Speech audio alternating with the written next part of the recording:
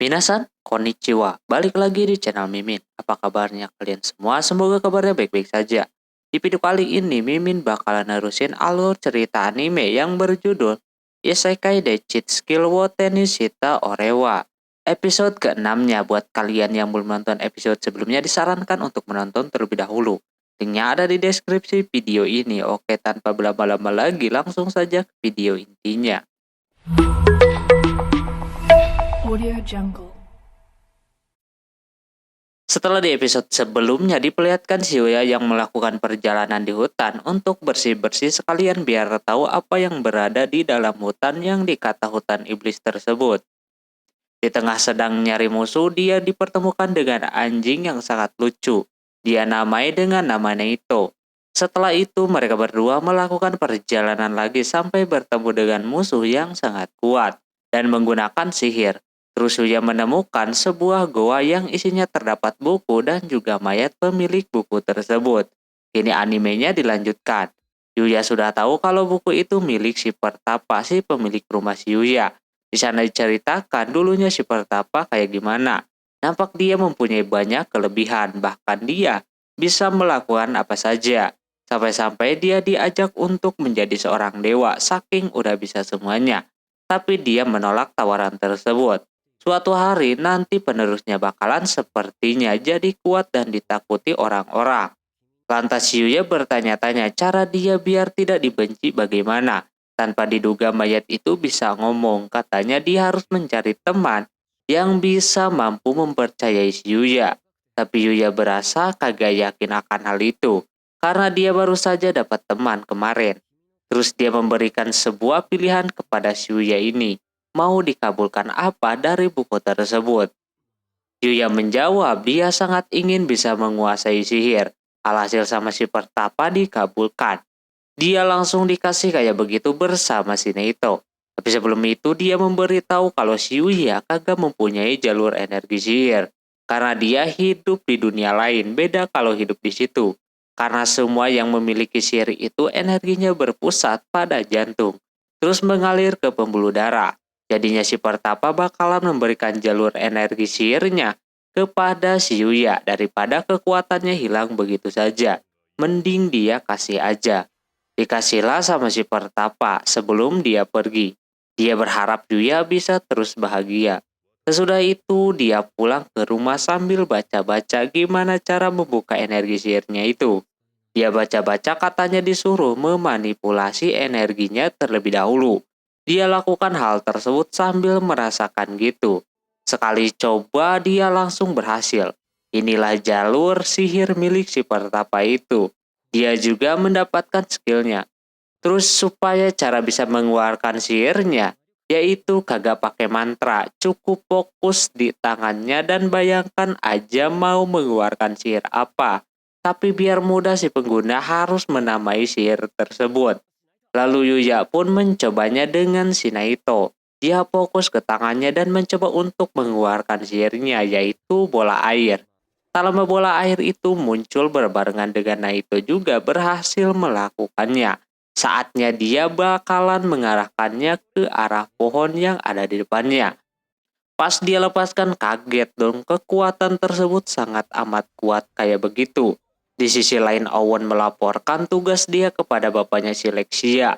Kalau dia telah menemukan si Yuya di hutan berbahaya itu. Si Owen kagak sengaja keceplosan ngomong kalau si Lexia putrinya mengajak nikah si Yuya. Lantas bapaknya itu langsung ambil pedang dan marah-marah anaknya dekat-dekat sama cowok. Owen cuma bisa terdiam macam itu, gini amat katanya orang-orang istana. Esoknya si Yuya kembali bersekolah, dia mempunyai aib sekarang. Yang harusnya kagak boleh ketahuan sama siapapun, apalagi kalau sihirnya terlihat sama orang-orang dunia nyata. Di sana gurunya memberitahu kalau minggu depan bakalan ada edukasi belajar di luar kelas. Dia bakalan membentuk kelompok, satu kelompok isinya 4 orang. Nah si Yuya yang murid baru kagak ada bukunya buat ikutan kegiatan tersebut. Tapi katanya dia cukup ikut saja karena itu cuma mau camp selama 3 hari saja. Setelahnya si Yuya pun berkelompok dengan Kaede, Akira si anak bangsawan yang banyak gaya, dan juga Shirin. Dia baru tahu kalau si Yuya ini seperti apa yang orang bicarakan. Tapi di sana Shiuya memiliki kekurangan. Dia kagak punya tas yang gede buat menampung barang bawaannya. Si Kaede menyarankan untuk membelinya saja. Yang akhirnya dia bakalan beli ditemani dengan teman-temannya. Termasuk Kaede, terus juga Rin, Ryo, Kaori, dan juga Shingo. Di sana terutama cowok-cowok kagak percaya Shiuya dekat dan kenal dengan si Kaori. Hanya orang-orang tertentu saja yang bisa berteman dengannya. Tapi aslinya Kaori terbuka banget, mau berteman dengan siapa saja. Yuya menanyakan si Akira yang kagak ikut. Katanya dia ada urusan, jadinya cus dah berenam pergi ke mall. Nampak sepi kalau weekday. Langsung saja ke tujuan utamanya buat nyari tas untuk Yuya. Si Kaori menyarankan untuk memilih tas yang dia pilih tanpa basa-basi. Si Yuya langsung membelinya dan juga cewek-cewek membelikan si Yuya barang yang lainnya. Setelah belanja, mereka mengajak untuk ke time zone dulu. Kebetulan lagi sepi banget. Si Shingo yang kegirangan dengan action figure pengen mendapatkannya di sebuah mesin capit gitu. Yuya bakalan mencobanya. Dia menggunakan kemampuan sihirnya untuk bisa memenangkan action figure tersebut. Terbukti caranya langsung berhasil. Orang itu auto senang. Tidak sampai situ. Kaede pengen boneka kucing, langsung saja sama si Yuya diambilin dan berhasil juga. Teman-temannya sangat terkejut dengan kegigihan si Yuya. Padahal dia katanya baru sekali memainkan mesin capit kayak gitu. Bahkan teman-teman yang lain auto memanfaatkan kelebihan si Yuya tersebut dengan meminta mengambil yang mereka mau. Terbukti semuanya dimenangkan sama si Yuya. Yuya udah dibilang manusia mesin capit sama temannya sendiri. Tak lama setelah itu cowok-cowok ngajakin buat ke kafe dulu. Cuma cewek-cewek mau belanja dulu katanya di lantai 13. Jadinya cowok-cowok duluan ke kafe, nanti woman pada nyusul. Mereka bertiga turunlah ke lantai 7. Di sana pesan minum dulu. Yuya dan Ryo yang kagak biasa minum kopi, dia sosokan minum kopi jadinya pahit. Dia udah dewasa katanya. Jadi harus kopi minumannya.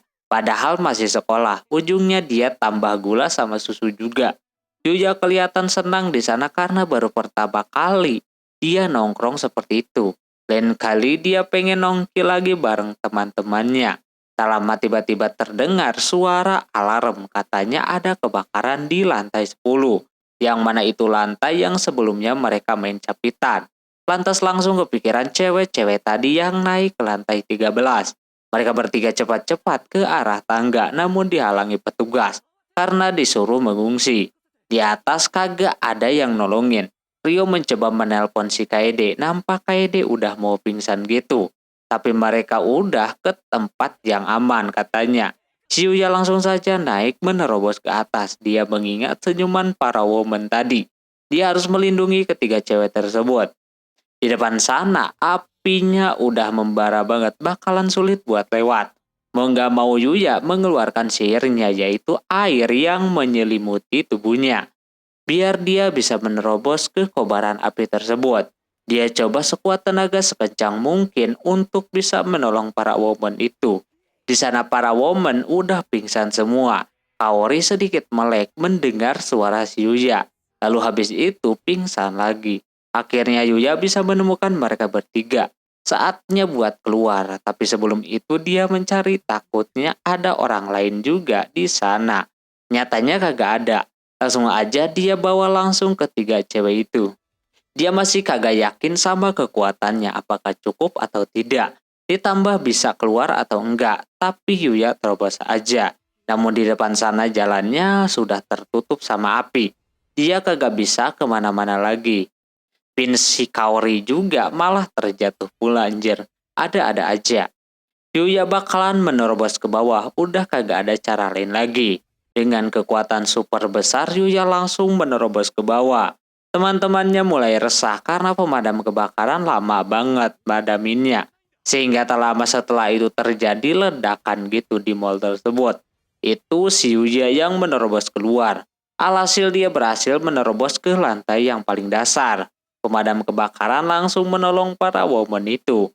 Kedua teman yang lainnya merasa khawatir sama si Yuya, tapi berkatnya mereka bertiga selamat. Walaupun begitu, tetap saja Shiuya ini dimarahin sama petugas pemadam kebakaran karena menerobos masuk padahal berbahaya. Terus datang juga bapaknya si Kaori. Beliau lagi-lagi berterima kasih kepada Shibuya yang telah menolong putrinya lagi. Di sana pinnya pun dikasih lagi ke si Kaori. Dia nangis-nangis kayak gitu. Hal tersebut bikin Shibuya iri karena Kaori masih memiliki keluarga dan menyayanginya juga. Shibuya pun pulang dengan lesunya. Dia tidak mempunyai keluarga lagi. Namun pas masuk ada si Naito yang menunggu kepulangan Shibuya di sana. Dia masih ada anjingnya yang bisa dijadikan keluarga. Dia mau ngajakin makan yang enak bareng Naito. Malam harinya terlihat ada hewan kelinci sedang diserang oleh seorang wanita menggunakan kekuatan sihir busur gitu.